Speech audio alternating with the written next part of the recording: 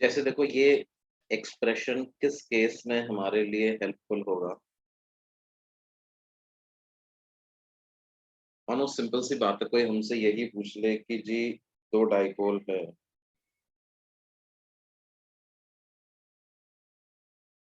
एक का dipole moment है P1, दूसरे का डाइपोल मोमेंट है P2। बताइए एक दूसरे पर कितना फोर्स ये एक्सर्ट करते हैं और इनके बीच की डिस्टेंस है r।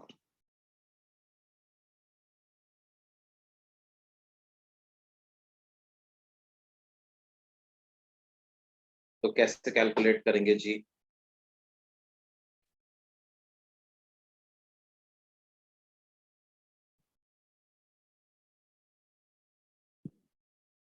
किसी भी एक डाइपोल पे फोर्स निकाल लेते हैं, मान लो P2 पे निकाल लेते हैं, तो आ जाएगा P2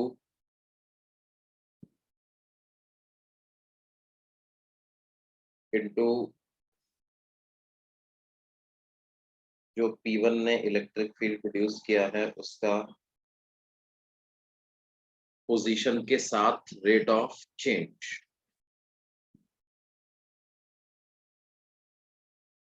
अब ये कैसे कैलकुलेट करेंगे जी बच्चों? T by D R of E1 करना है मुझे। E1 को क्या 2K P1 by are cube ऐसा लिख सकते हैं? तो ये हमारे पास आ जाएगा P2 -3 आर की power -3 -1 multiplied by 2K P1। तो ये मेरे पास आ जाएगा -6K P1 P2 divided by R की पावर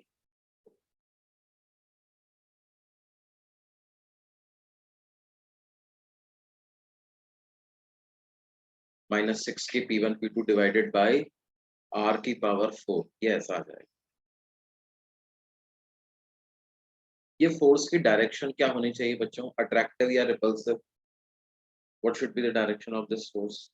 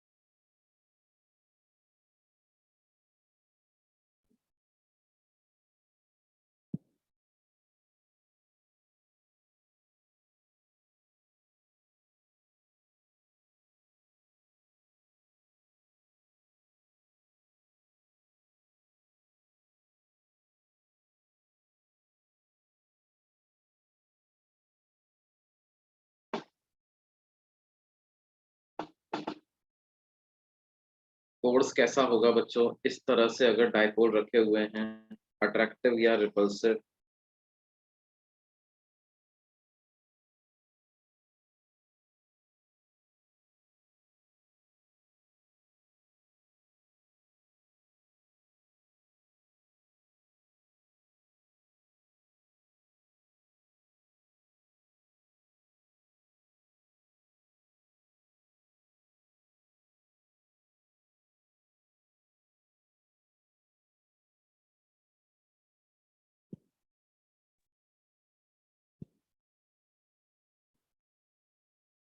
अट्रैक्टिव होगा ना सर।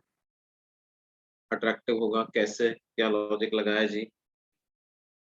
तब P2 के पीछे नेगेटिव है और P1 में आगे पॉजिटिव लगा हुआ है। हम्म, बिल्कुल सही बात है। बेसिकली क्या होगा, अट्रैक्टिव फोर्स ज्यादा होगा, है ना? देखो आप ऐसे भी देख सकते थे कि P1 की वजह से इलेक्ट्रिक फील्ड की डायरेक्शन देखो, क्या इलेक्ट्रिक फील्ड की डायरेक्शन ऐसा ही है, और इधर रखा हुआ है -q चार्ज और उधर रखा हुआ है +q चार्ज।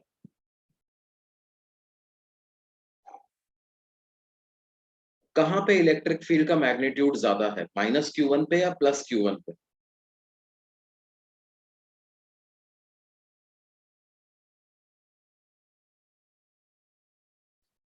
-q1।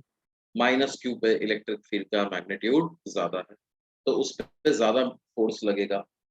हाँ और नेगेटिव चार्ज पे फोर्स इलेक्ट्रिक फील्ड के अपोजिट डायरेक्शन में लगेगा, तो नेगेटिव चार्ज पे फोर्स जो है वो इधर लगेगा, वो ज्यादा मैग्नीट्यूड का होगा,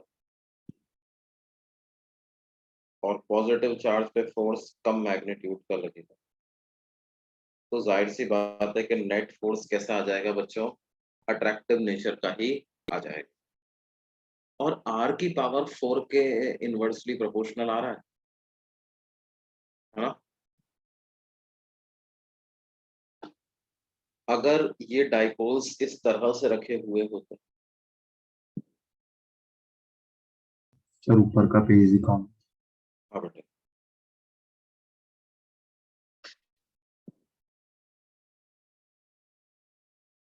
हाँ सर।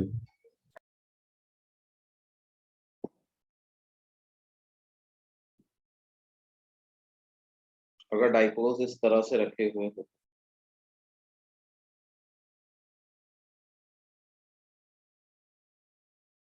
तो कैसा आता जी नेट फोर्स?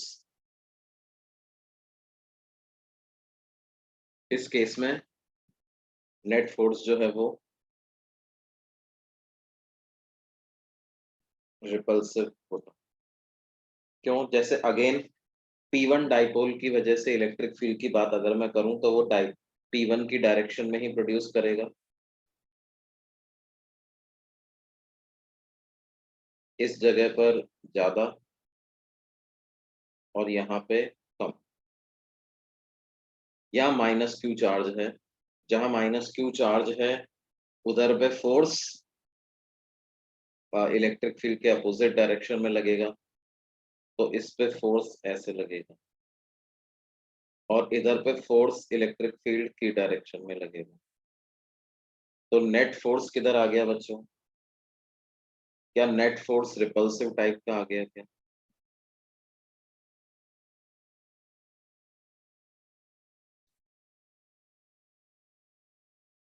नेगेटिव चार्ज पे फोर्स इलेक्ट्रिक फील्ड के अपोजिट डायरेक्शन में, पॉजिटिव चार्ज पे फोर्स इलेक्ट्रिक फील्ड की डायरेक्शन में, उस हिसाब से देख सकते हैं हम फोर्स ऐसा आ जाए।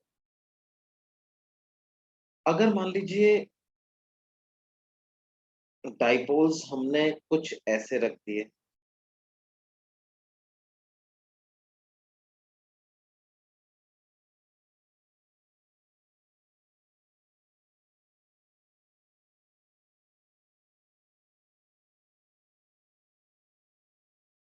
तो फोर्स कैसे लगेगा जी?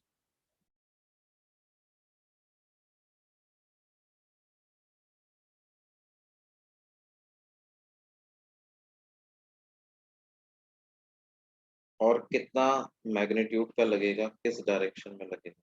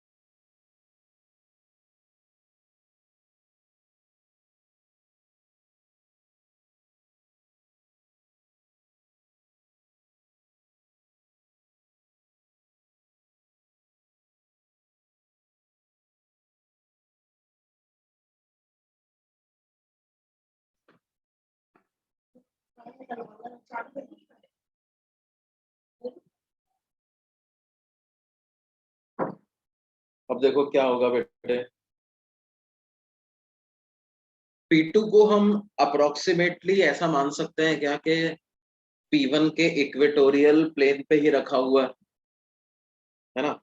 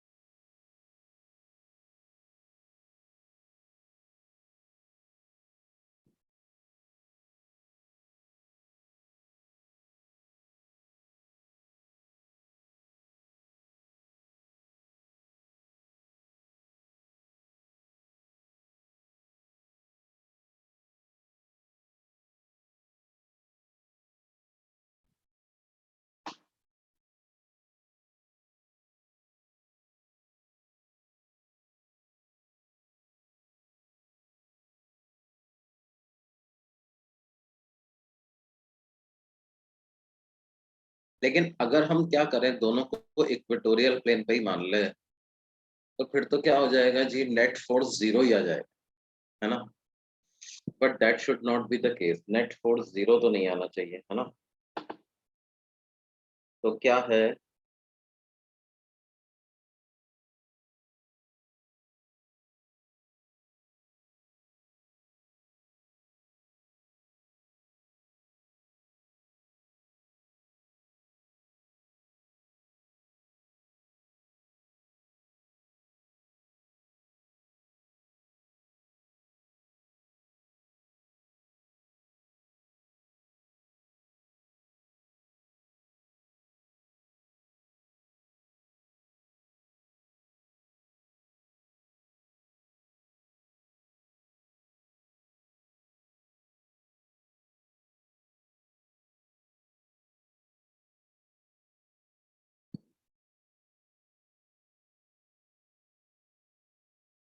ये बल्कि क्या है,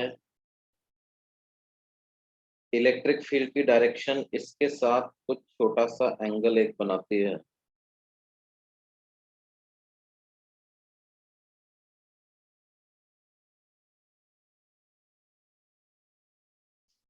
उसी तरह से इधर भी इलेक्ट्रिक फील्ड की डायरेक्शन जो है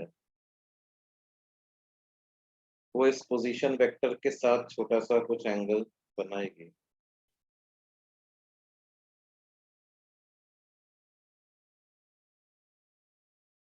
और क्या होगा,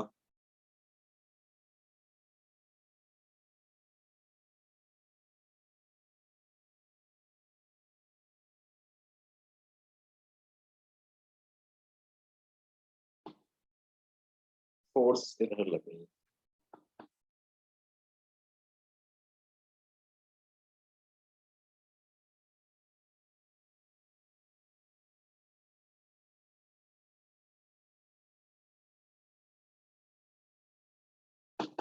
और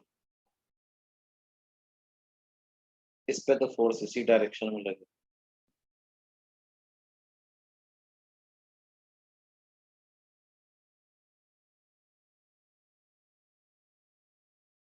एक कंपोनेंट इस वाले फोर्स का इधर आएगा, एक ऐसे आएगा,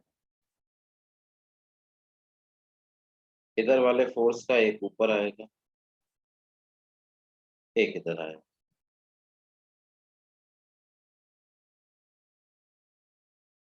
तो क्या हम ऐसा बोल सकते हैं कि जी रिजल्टेंट फोर्स तो इसी डायरेक्शन में लगेगा।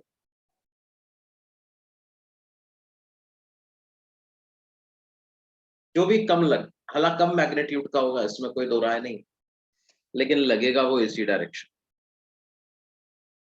है ना।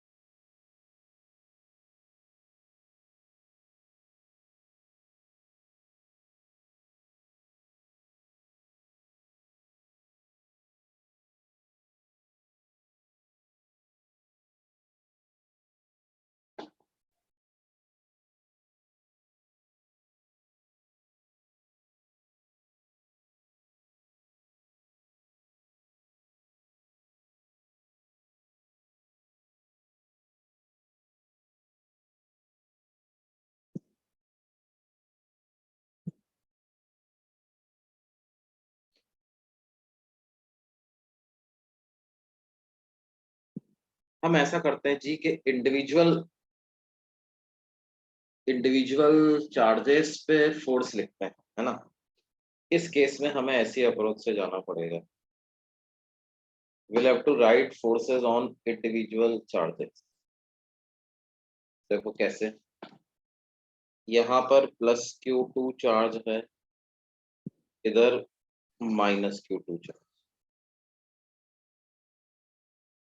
और रही बात इस P1 डाइपोल की, तो यहां से मैं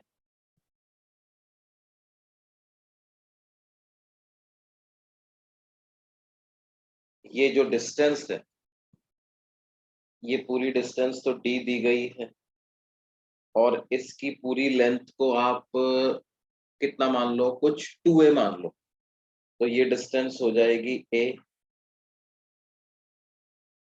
राइट। और इलेक्ट्रिक फील्ड हो जाएगा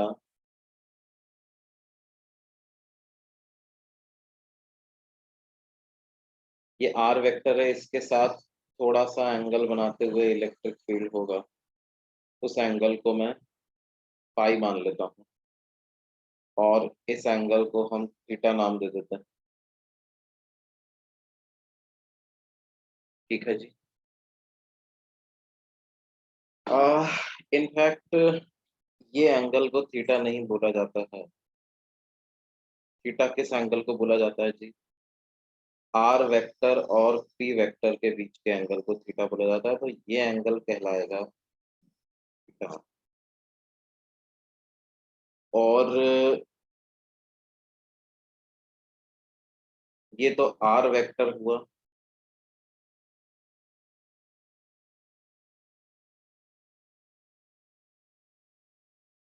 इस आर वेक्टर के साथ कुछ फाई एंगल बनाता है क्या, intensity of electric field,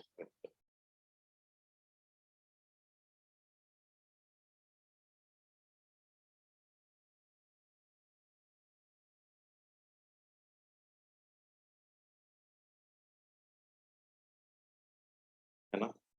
so that ये पूरा एंगल कितना हो जाएगा जी, थीटा प्लस, और ये वाला पूरा एंगल थीटा है, तो इधर भी जो एंगल बन रहा होगा ये भी इनफैक्ट होगा कितना, इलेक्ट्रिक फील्ड का मैग्नीट्यूड लिख देता हूं मैं, तो वो आ जाएगा 2kP1 डिवाइडेड बाय इस पूरी डिस्टेंस का क्यूब। ये पूरी डिस्टेंस क्या है बेटे, √d² + a², तो √d² + a² का क्यूब, यानी d² + a² की पावर 3/, ठीक है जी। ये हो गया इलेक्ट्रिक फील्ड।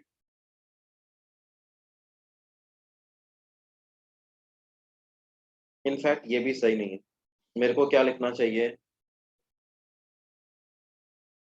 kP1/d³ यानी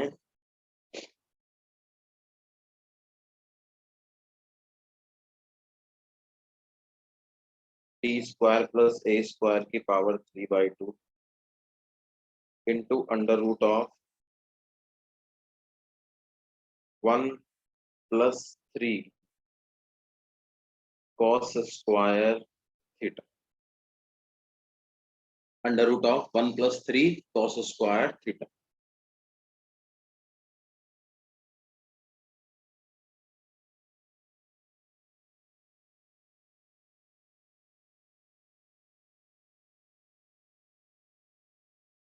हालांकि थीटा जो है it is close to 90 degree, है ना।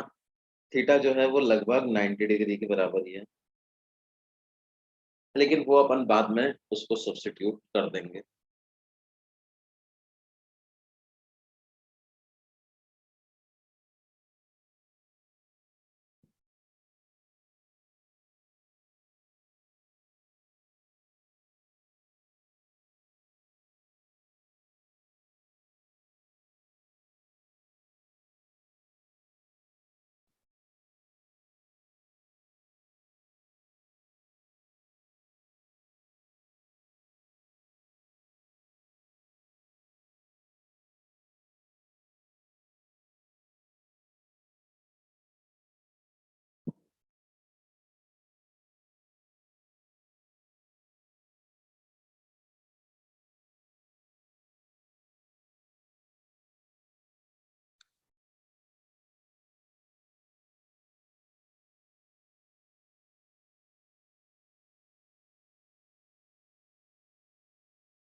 एक मिनट यार, इसको कैसे होगा ये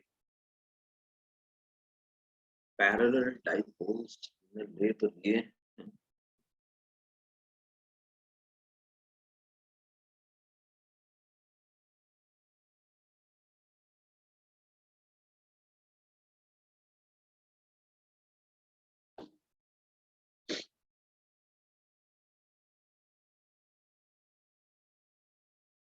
देखो इन जनरल हम ये बात करते हैं कि मान लो इलेक्ट्रिक फील्ड कुछ इस तरह का है।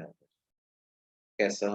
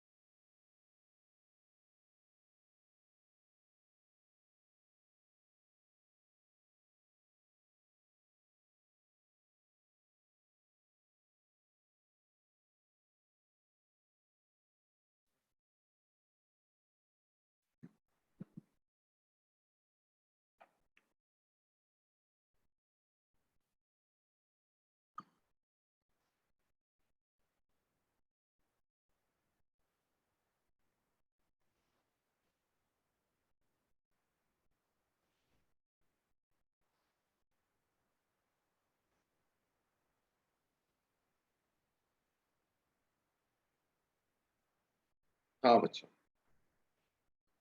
तो ये वाला सवाल अपन देख रहे हैं। ये एक मतलब जनरल प्रॉब्लम है कि भाई क्या है, हमें इलेक्ट्रिक फील्ड दे दिया, कोई वेरिएबल टाइप का इलेक्ट्रिक फील्ड है, नॉन यूनिफॉर्म है ना, और एक डाइपोल दे दिया गया है जो कि 2,3 पोजीशन पे रखा हुआ।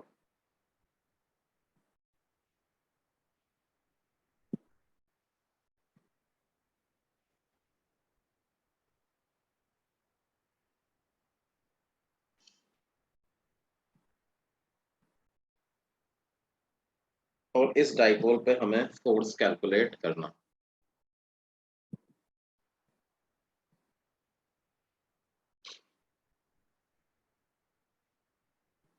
तो अब देखो बेसिकली क्या है, इलेक्ट्रिक फील्ड का एक एक्स कंपोनेंट है, एक वाई कंपोनेंट है।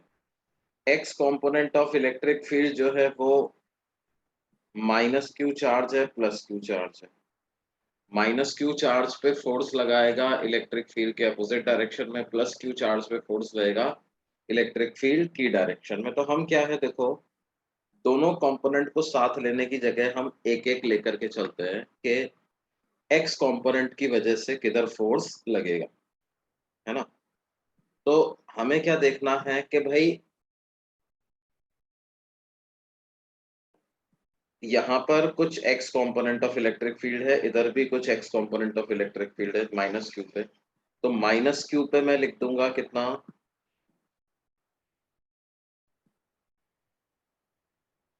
माइनस क्यू मल्टीप्लाइड बाई वहां पर जो एक्स कोऑर्डिनेट है ना।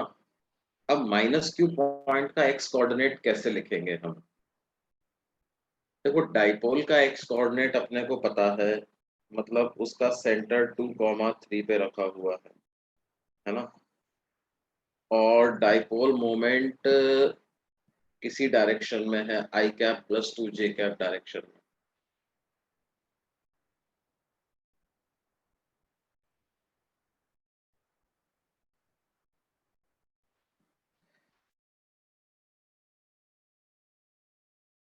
लेट्स से ये एक्स एक्सिस के साथ कुछ थीटा एंगल बनाता है,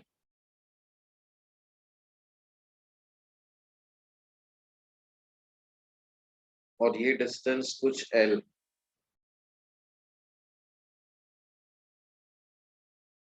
तो क्या हो जाएगा जी,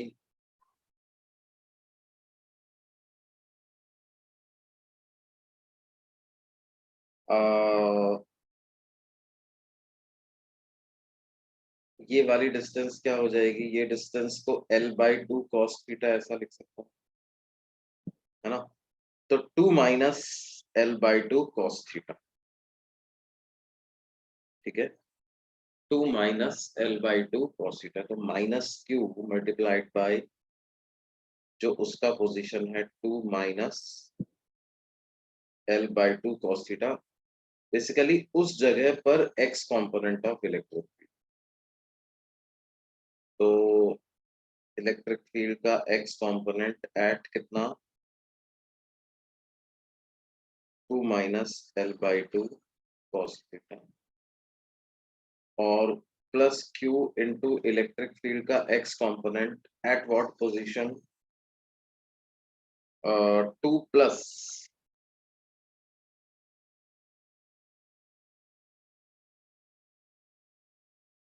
L/2 into cos। Yes sir.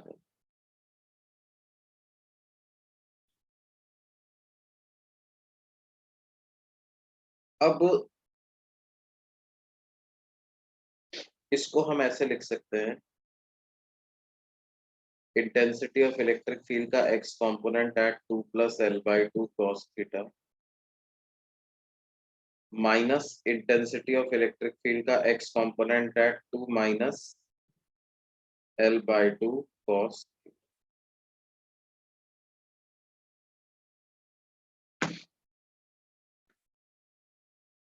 है ना।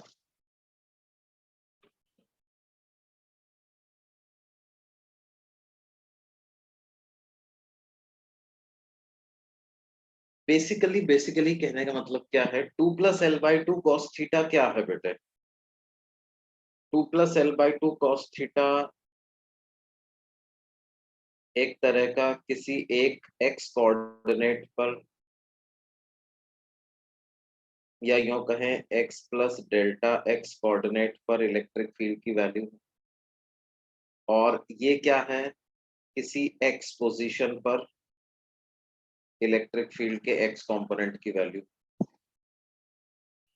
और इसको हमें क्या करना है, डेल्टा x से डिवाइड करना है, डेल्टा x से मल्टीप्लाई करना है। यहाँ पर डेल्टा x है क्या आखिरकार, डेल्टा x को मैं L cos थीटा ऐसा लिख सकता हूँ।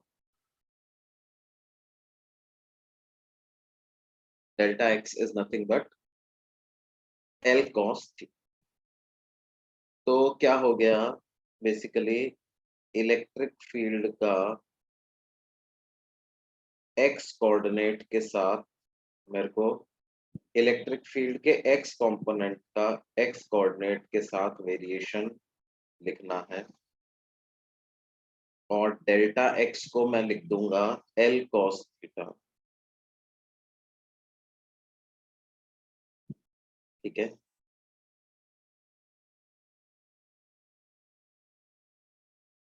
तो बेसिकली ये क्या वैल्यू आ गई, क्या मैं इसको कंबाइन करके ऐसा लिख सकता हूँ Q मल्टीप्लाइड बाई L, तो P हो जाएगा P dot del E x by del X, ऐसा लिख सकते हैं।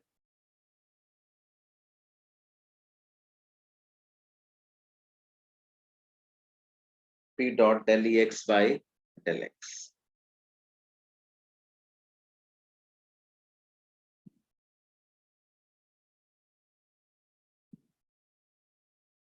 और ये आ जाएगा आई कैप, उसी तरह से P dot del E Y by del Y,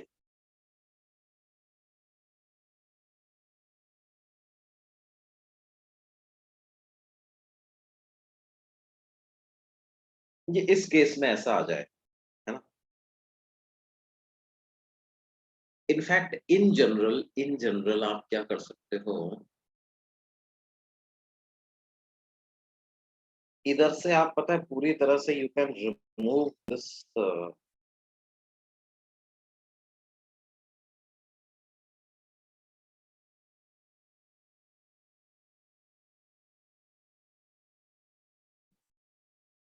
ये ठीक है ना, ऐसा कर लो। तो आपके पास क्या आ जाएगा, देखो i cap plus 2j cap, del E x by del x करूंगा तो कितना आएगा,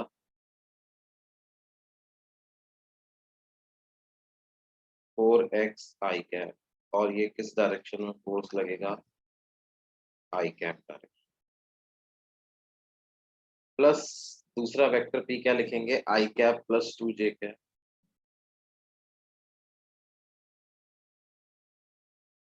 उसका डॉट प्रोडक्ट करेंगे कितना, del E Y by del Y, तो वो आ जाएगा कितना, 6y j cap times j। तो ये आपके पास क्या आ जाएगा बच्चों, i cap dot 4x i cap, तो 4x i cap plus 2j cap dot 6y j cap, तो 12y j कैप।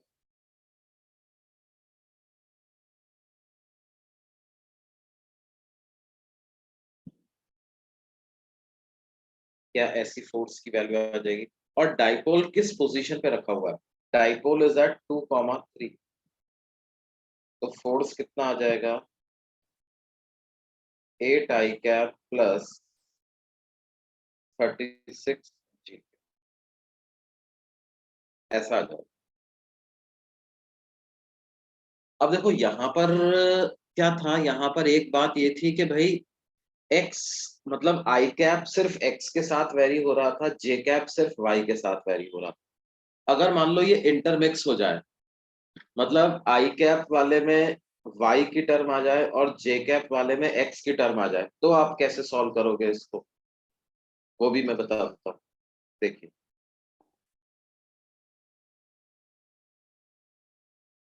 देखो, मान लो हमसे कहा जाए इलेक्ट्रिक फील्ड बराबर है y i cap plus x j cap, और अगेन हम डाइपोल की सेम पोजीशन ले लेते हैं। डाइपोल है i cap plus 2 j cap and place that 2,3। तो हमें कैलकुलेट करना है, calculate force on the dipole.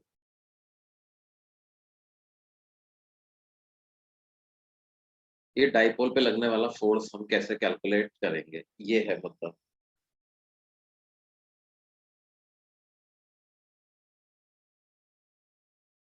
तो देखिए, फिर से बात वही है,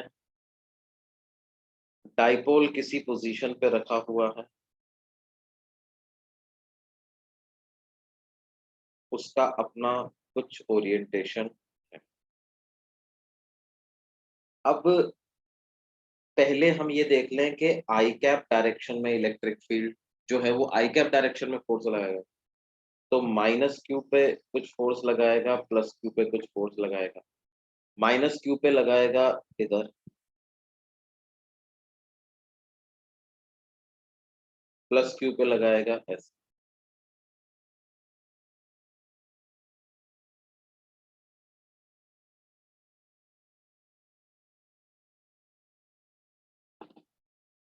है ना? लेकिन अभी ध्यान दो, इलेक्ट्रिक फील्ड वाई कोऑर्डिनेट के साथ वेरी कर रहा है ना? तो मेरे को क्या लिखना पड़ेगा, जो एक्स कंपोनेंट ऑफ फोर्स है वो क्या हो जाएगा, Q into electric field eight, इस पॉइंट का वाई कोऑर्डिनेट क्या हो जाएगा, मान लो सेंटर है 2,3 पे,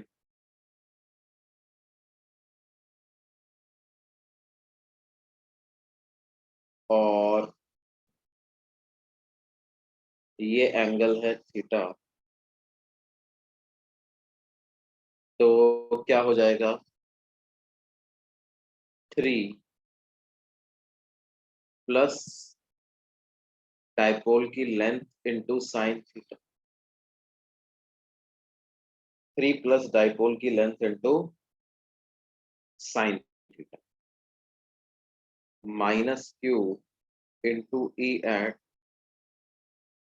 3 माइनस डाइपोल की लेंथ इंटू साइन थीटा। तो ये आ जाएगा कितना, q into electric field at 3 plus l sine theta. तो electric field at 3 plus l sine theta कितना हो जाएगा,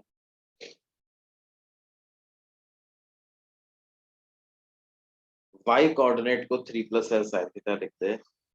तो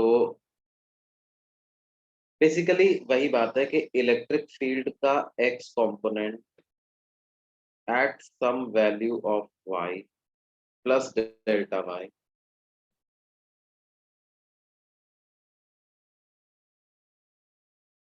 माइनस इलेक्ट्रिक फील्ड का x component at some value of y, and where what is delta y, delta y here is 2l sin theta। तो delta y से multiply कर रहा हूँ, डेल्टा y से डिवाइड कर रहा हूँ, q del ex by del y into delta y को मैं लिख दूंगा 2l sin थीटा, और ये x कंपोनेंट ऑफ फोर्स आ गया। q मल्टीप्लाइड बाई 2l को क्या लिख देंगे, p। तो फोर्स का x कंपोनेंट कितना आ जाएगा, p into del E x by del Y into कितना साइन थीटा। साइन थीटा को बेसिकली क्या लिख सकता हूं, कॉस ऑफ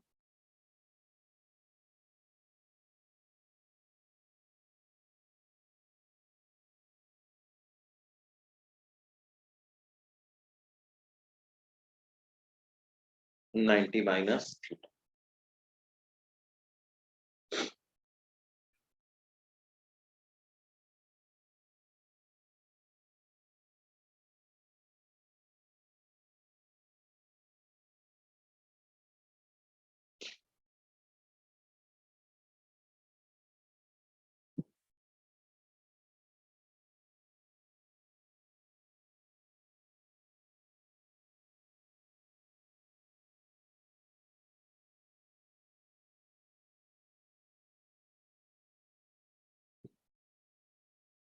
बेसिकली क्या हो गया, p vector dot del E x by del Y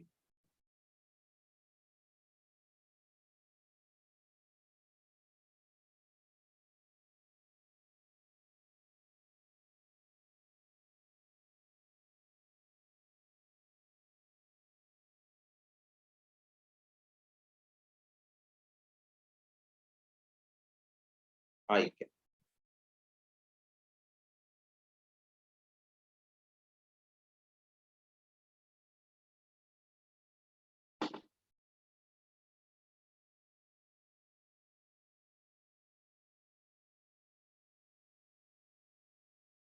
और यहाँ पे क्या आएगा, यहाँ पे जे कैप आएगा।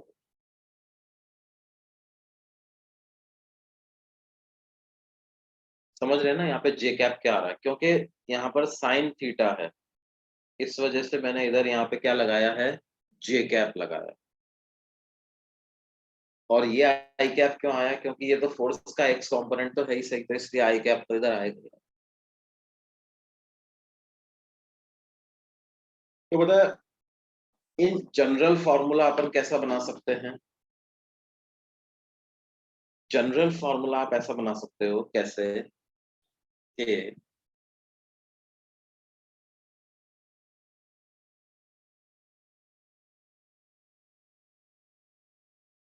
मान लो इलेक्ट्रिक फील्ड आपके पास है कुछ ई एक्स आई कैप प्लस ई वाई जे कैप प्लस ई जेड के कैप।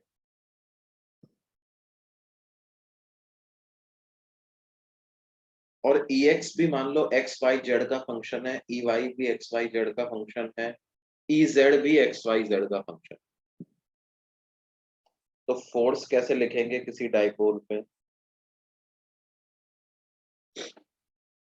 ई एक्स को आपको पता है क्या है, एक्स वाई जेड तीनों के साथ डिफरेंशिएट करना पड़ेगा, लेकिन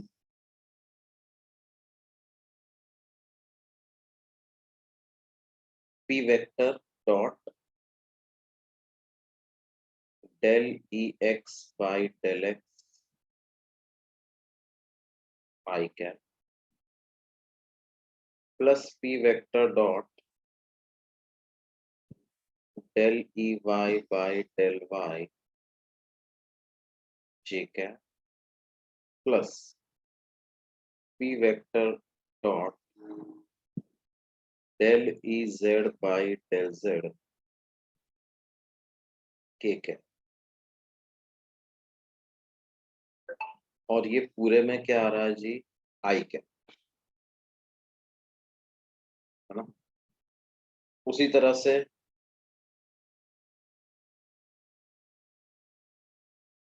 P vector dot del E Y by del x I cap plus P vector dot del E Y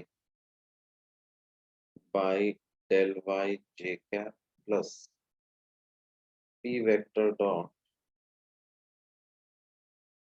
del E Z by del Z के cap. Times j cap plus P vector dot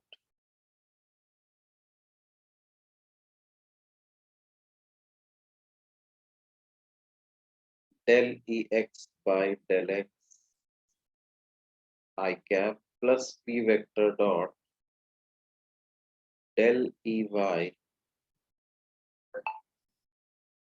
sorry यहाँ पर सब में Ex ही आएगा, इन सब में क्या आएगा जी? Ex। इधर सब में क्या आएगा? Ey।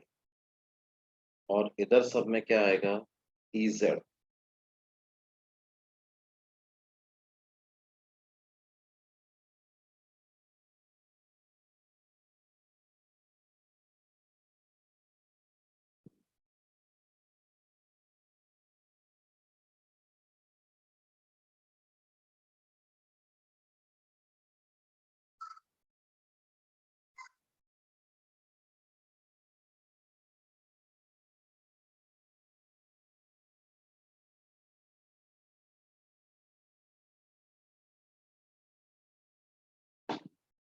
अब देखो बेसिकली पूरे पी वेक्टर का जब इसके साथ आप डॉट प्रोडक्ट लोगे तो पी एक्स आई कैप प्लस पी वाई जे कैप प्लस पी जेड के कैप और उधर है आई कैप, तो क्या सीधे सीधे मैं ऐसे लिख सकता हूँ P X del E x by del x plus P Y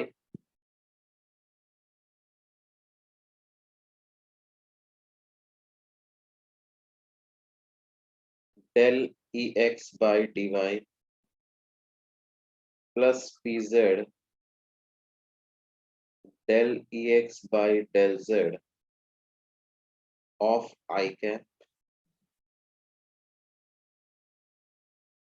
plus उसी तरह से Px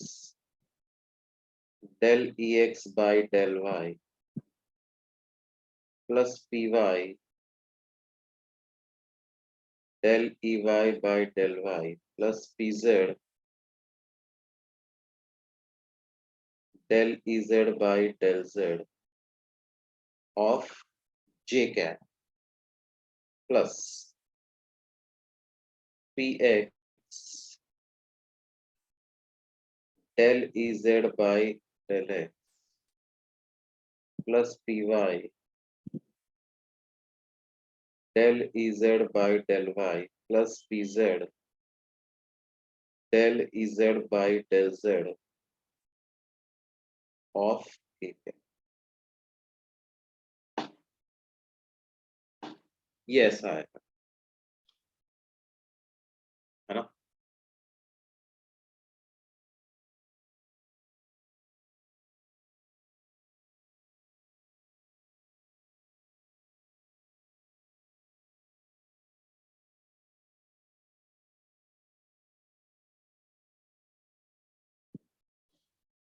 तो बेसिकली इसको आप शॉर्ट में ऐसा भी लिख सकते हो,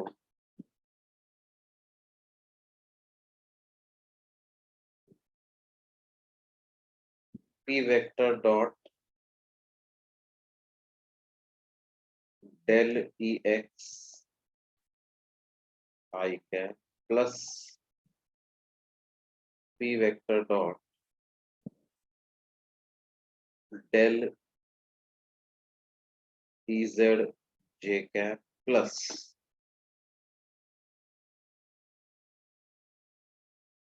पी वेक्टर डॉट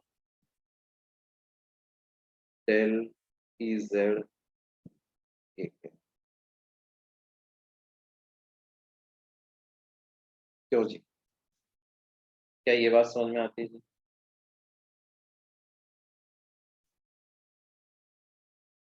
ये आपके पास क्या आ जाएगा बेटे? देखो डेल ऑफ ई एक्स का मतलब क्या होता है, यही होता है ना, i cap del E x by del x plus J cap del E x by del Y plus के cap del E x by del z. Del of E y का मतलब क्या होता है? I cap del E y by del i plus J cap del E y by del Y plus के cap del E y by del z. क्यों बेटा? तो इस तरह से क्या है, किसी भी डाइपोल पर नॉन यूनिफॉर्म इलेक्ट्रिक फील्ड में अगर वो रखा हुआ है तो उस पर आप इस प्रकार से फोर्स कैलकुलेट कर सकते हो।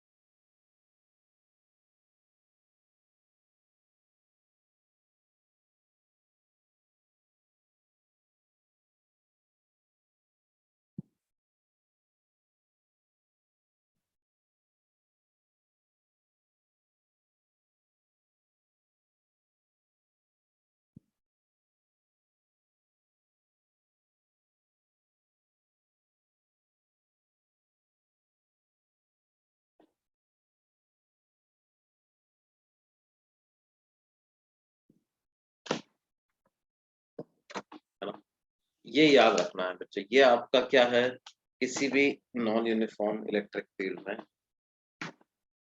ये आपकी मदद करेगा।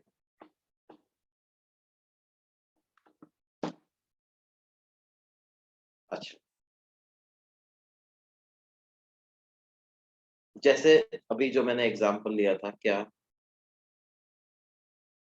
इलेक्ट्रिक फील्ड दिया हुआ है y i cap plus x j cap, dipole moment vector है i cap plus 2 j cap, और ये रखा हुआ है 2,3 पॉइंट पे। तो कैसे करेंगे बेटे इस सवाल को? डेल ऑफ ई एक्स निकालो अगर आप, तो I cap del E x by del x plus J cap del E x by del Y plus के cap del E x by del Z. तो ये कितना हो जाएगा, I cap del E x by del X. X component of electric field क्या X के साथ very कर रहा है क्या? नहीं कर रहा। क्या X component of electric field Y के साथ वेरी कर रहा है क्या? यस कर रहा है। तो जे कैप आ जाएगा and del E x by del Y की वैल्यू तो 1 आ जाएगी, प्लस ये भी 0 आ जाएगा। इसका डॉट प्रोडक्ट किसके साथ लेना है? पी वेक्टर के साथ। तो मेरे पास क्या आ जाएगा, पी वेक्टर है i cap plus 2 j cap, उसका डॉट प्रोडक्ट मेरे को जे कैप के साथ लेना है। तो I cap plus 2 j cap का जे कैप के साथ डॉट प्रोडक्ट लूंगा तो ये 2 ही आ जाएगा। फिर उसी तरीके से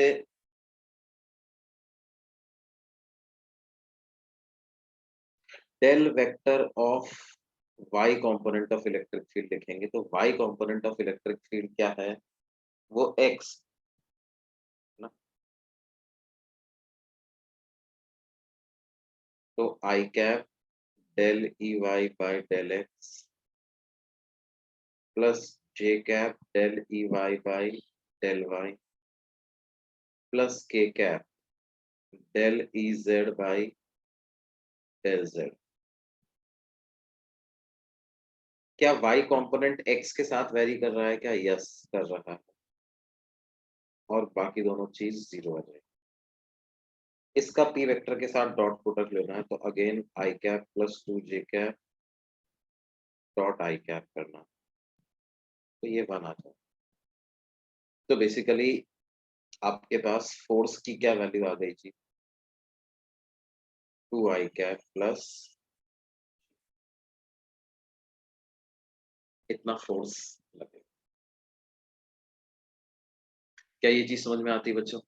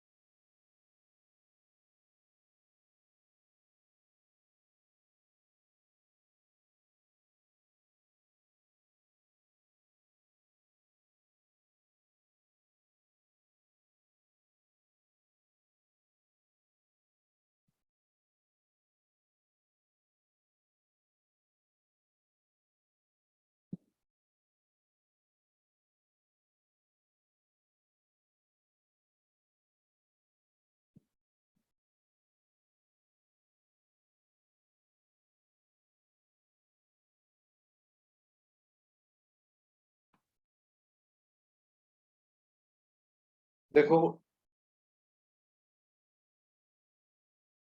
क्या हम ये बोल सकते हैं कि अगर एक आर रेडियस की सर्कुलर रिंग है हमारे पास,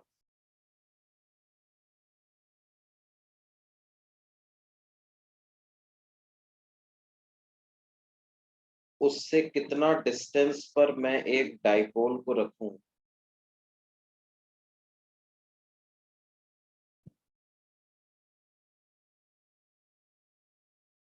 so that the dipole experiences no net force.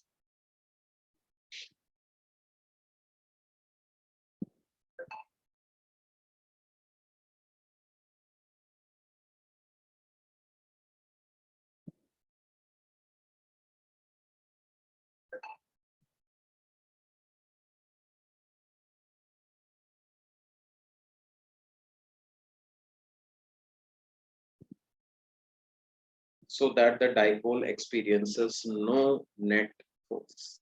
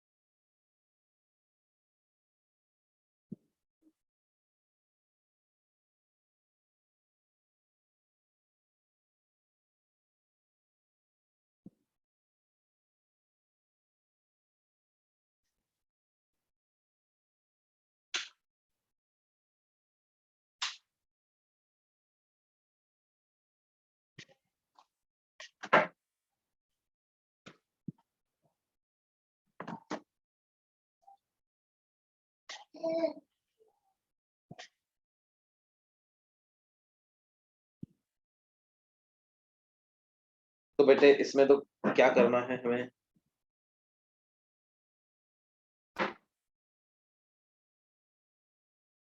भाई देखो यहाँ पर क्या है, dipole moment is some P I cap only. Electric field is also of the very simplest kind, E x I cap, है ना. तो फोर्स की जहां तक बात है तो वो कैसे लिखेंगे?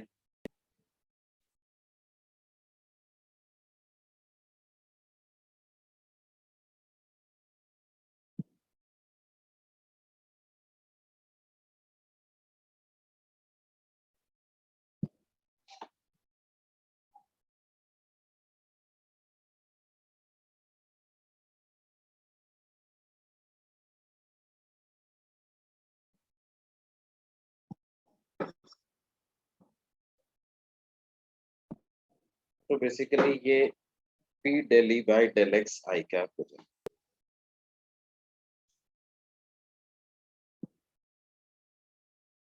अब इंटेंसिटी ऑफ इलेक्ट्रिक फील्ड को कैसे लिखते हैं जी?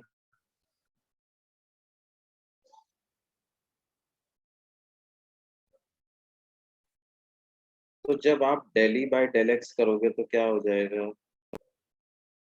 Denominator into differentiation of numerator minus numerator into differentiation of denominator.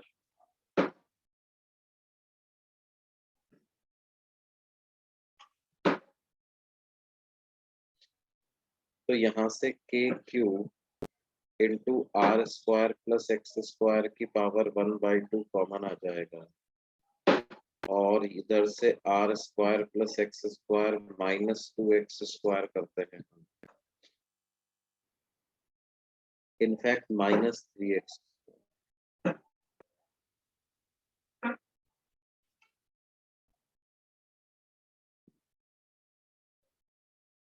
तो ये आपके पास क्या आ जाता है जी? अपार्ट फ्रॉम अदर टर्म्स, एक term R square minus 2x² की आ जाएगी। देखो ये टर्म कभी भी जीरो नहीं हो सकते, लेकिन अगर are square minus 2x² zero हुआ तो क्या ये del E by del X zero हो जाएगा, तो फोर्स जीरो हो जाएगा। क्या मैं बोल सकता हूँ force will be equal to zero at X equal to plus minus R by root. ये वही पोजीशन है जहां पर इलेक्ट्रिक फील्ड की इंटेंसिटी का मैक्सिमा आता है या मिनिमा आता है ना। ई ड्यू टू रिंग का जब हम ग्राफ बनाते हैं तो ऐसा ही ग्राफ बनता है ना। हाँ सर। और x equal to R by root two दोनों तरफ पे इंटेंसिटी मैक्सिमम होती है। अगर आप एग्जैक्टली इसी पॉइंट पे डाइपोल को रख दोगे तो dipole will not experience any force due to this ring.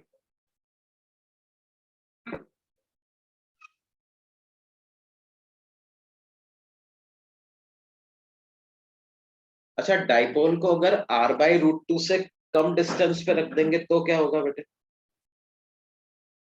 जैसे ये रिंग है, रेडियस है r, मैंने डाइपोल को रिंग की एक्सिस पे रख दिया है,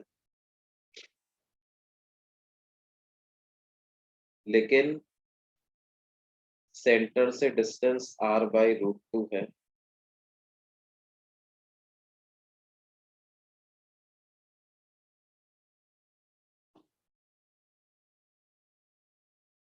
डाइपोल को मैंने इधर रख दिया जहां पे distance of the dipole is less than r by root to.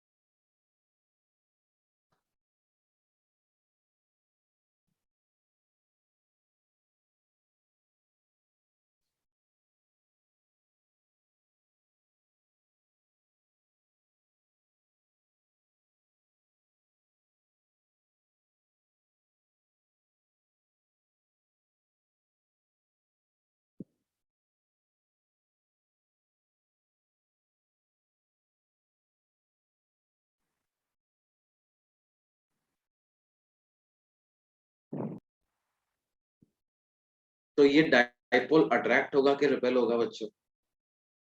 Attract होगा।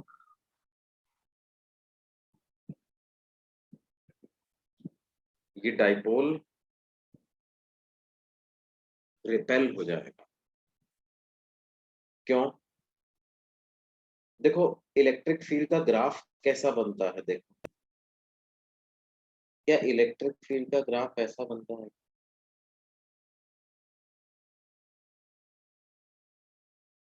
इस जगह पर जाकर के मैक्सिमम होता है। यहाँ माइनस क्यू चार्ज रखा है, यहाँ पर प्लस क्यू चार्ज रखा है। इलेक्ट्रिक फील्ड का मैग्नीट्यूड कहाँ पे ज्यादा है, माइनस क्यू वाली जगह पर या प्लस क्यू वाली जगह पर? Plus Q. प्लस क्यू पे ज्यादा, यानी कि प्लस क्यू पे फोर्स ज्यादा लगेगा। और क्या प्लस क्यू रिपेल होगा या अट्रैक्ट होगा? रिपेल। रिपेल होगा। और माइनस क्यू अट्रैक्ट होगा, यानी कि इस डाइपोल पे नेट फोर्स किधर आ जाएगा बेटे?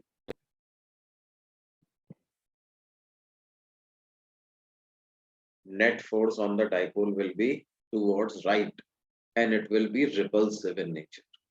नहीं, हाँ अगर डाइपोल को मैं इधर रख देता तो फिर तुम्हारी बात सही होती।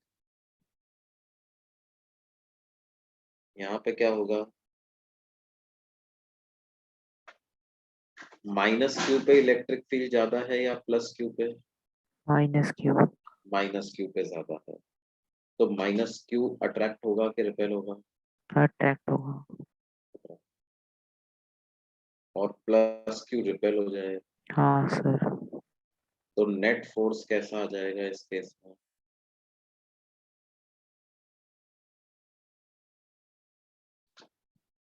अच्छा, अगर डाइपोल को सेंटर पे रख दूं तो क्या होगा? If I place the dipole at the centre,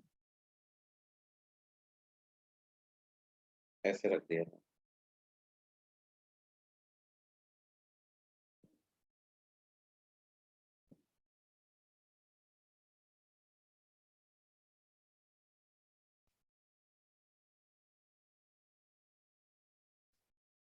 यहाँ है प्लस क्यू, यहाँ है माइनस क्यू।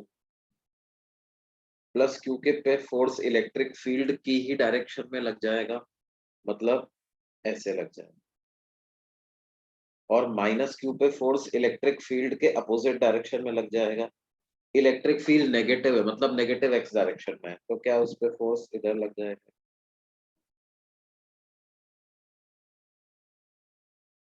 बोलिए बच्चा। हाँ सर।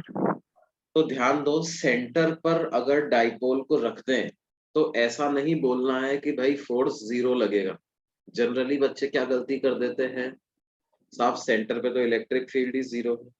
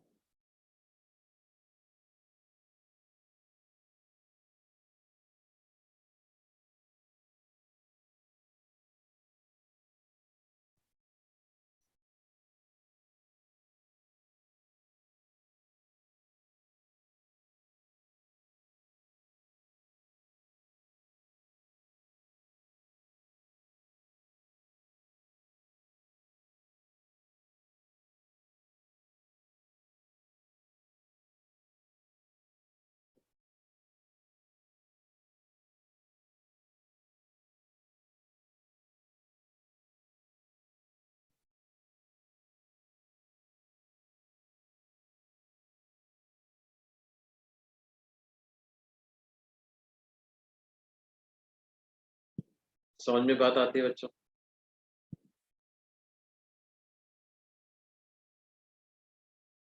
हाँ सर।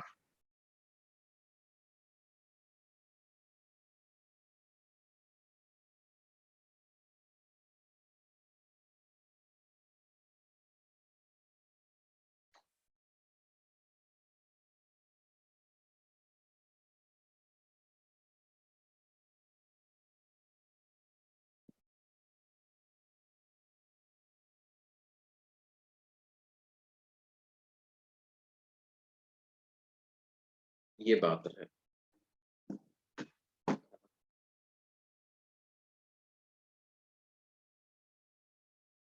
तो इस तरह से क्या है, डाइपोल को कभी भी नॉन यूनिफॉर्म इलेक्ट्रिक फील्ड में कैसे डील करना है, कैसे उस पर फोर्स निकालना है, वो आप इस तरीके से कैलकुलेट कर सकते हो जी।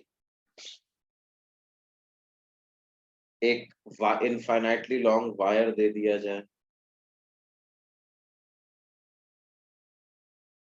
लैम्डा लीनियर चार्ज डेंसिटी का, बोले इससे आर डिस्टेंस की दूरी पर एक डाइपोल रखा हुआ,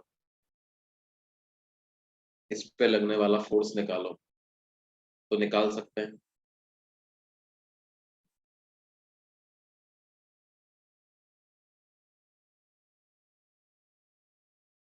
ये तो बड़ा आसान है, P into D by D R of 2k lambda by R करना,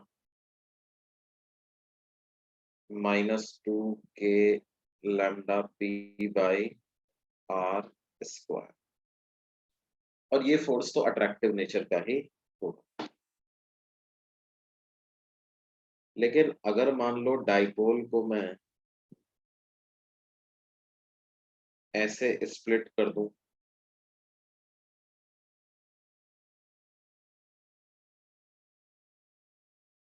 तो फोर्स कैसे निकालो, मान लो थीटा एंगल पे रखो,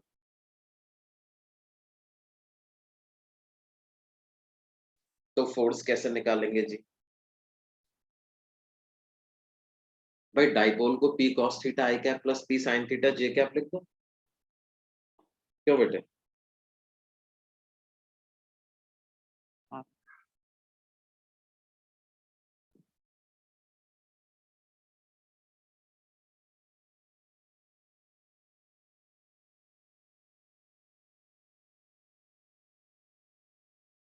और इलेक्ट्रिक फील्ड तो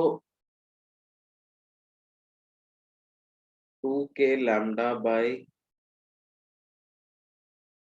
एक्स आई कैप ऐसा ही लिख सकते हैं, एक्स को बाद में आर लिखते हैं, है ना? तो कैसे लिखते हैं? पी एक्स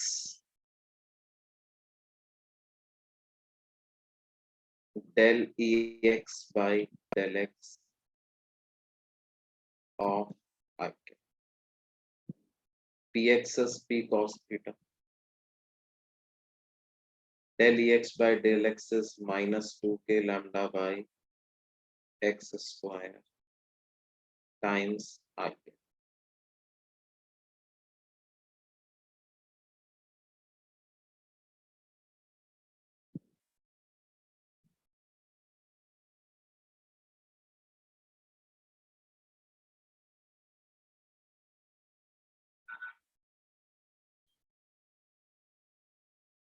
क्या ये बात समझ में आती है?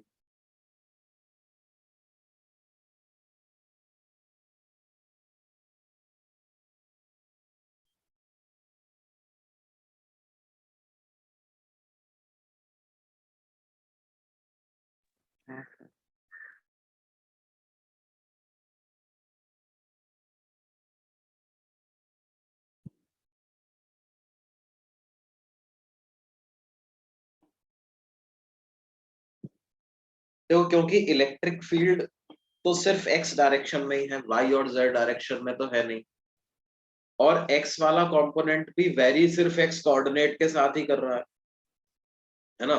तो बाकी और कोई टर्म आएगी नहीं उसमें, सिर्फ इतना आएगा, ये आपका काम हो जाएगा, है ना? लुक एट दिस एक्सप्रेशन, ये दोनों भाई क्या है? इलेक्ट्रिक फील्ड वाई और जेड डायरेक्शन में तो है ही नहीं ना, ठीक है? वाई और जेड डायरेक्शन में तो इलेक्ट्रिक फील्ड है ही नहीं,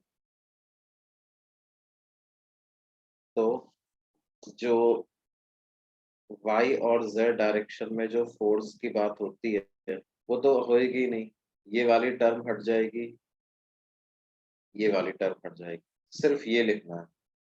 और इसमें भी क्या है, ये टर्म जीरो, ये टर्म जीरो, तो सिर्फ यही वाली टर्म बचेगी, इससे आप फोर्स लिख सकते हैं। बोलिए जी, क्या ये बात समझ में आती है बेटे? ठीक है, बाकी अगली क्लास में हम इसको कंटिन्यू करेंगे।